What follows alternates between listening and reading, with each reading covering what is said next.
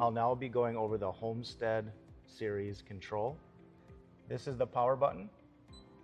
You can change the temperature by holding and dragging, or you can press the plus key or minus key. To turn on the Bluetooth, you press this button right here. If you like the lights on or off, press this button. If you'd like to go into more detail with the lights, press and hold.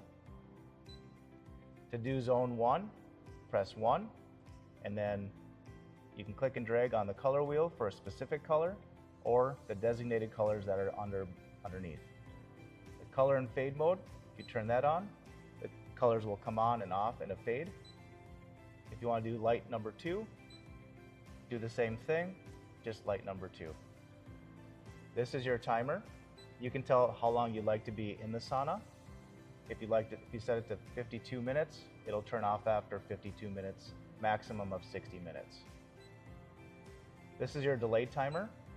You can tell it when to come on and for how long. All you have to do is hit this active button, select the time, the duration, hit next, select what temperature you'd like it to be at, and then hit save. These are your settings. You can actually change your sauna's name to whatever you'd like just by using the keypad. This is a network connection. This will be explained in more detail in a separate video. Time and date, you can change the hours to whichever time and date it is.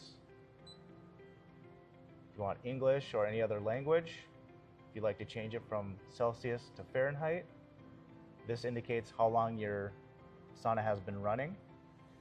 The about is the information about your sauna. Updates, if there is an update to be had, it'll tell you, and then you just press the button to update your sauna control. Sound and haptic, if you'd like the sound off, if you'd like the vibration off, just press these 2 keys. This is the diagnostics button. Tylo can help you remotely. They'll ask you to enter a PIN number after select diagnostics. This concludes your summary of the Tylo Halmstad control.